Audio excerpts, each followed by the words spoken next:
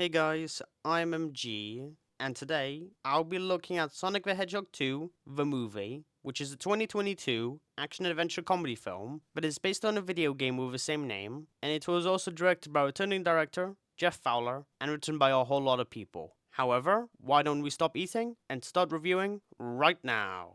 This film is an improvement over the original, and that's because it retains the same charm as the first movie, while also having a much more engaging narrative, because of how complex this film feels, which is honestly really awesome for a sequel of Sonic, with new characters, more references to the games, and overall, a film with a lot of effort put into it. That's not to say it's flawless, like, the pacing is definitely really off, with the film being too long of 2 hours, and how some scenes feel stretched out to hit that runtime. Like, the entire climax was a bit too long, and that was the same for when the characters are in the temple. And what's weird is that, while the film was too long, the chemistry Sonic has with Tails and Knuckles feel weirdly rushed. Especially for Tails, since they become friends in just one night. And I think Knuckles got too easily convinced to help Sonic after Eggman betrayed him. The visual effects are just about the same as before, with some of it looking really nice, like the laser beams, the Sonic characters, or the credits. But there were still some visuals that looked really off. Like, not all the shots with the Sonic characters look really good, Longclaw just looks weird, and I don't know why.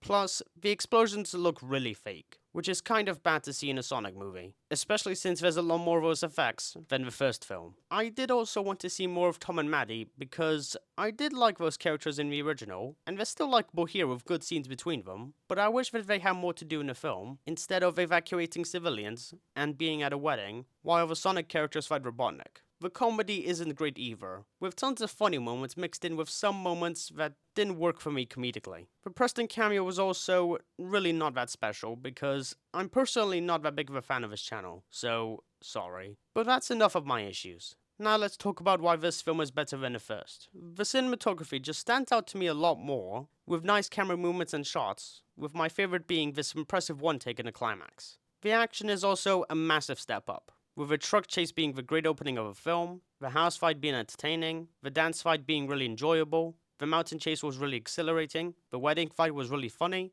the temple fight had a good amount of tension, and the entire climax was really thrilling from start to finish. The characters are really endearing, with great performances as well. Sonic was just as fun as ever, with a charmful performance from Ben Schwartz, and great interactions with other characters. Tails was a really nice character, with a natural performance from Colleen O'Shaughnessy, who has decent enough chemistry with Sonic, despite how rushed it feels. Knuckles was really awesome, with numerous amounts of enticing and tense moments, and a chilling performance from Idris Elba, who we have previously seen in 4 as Heimdall.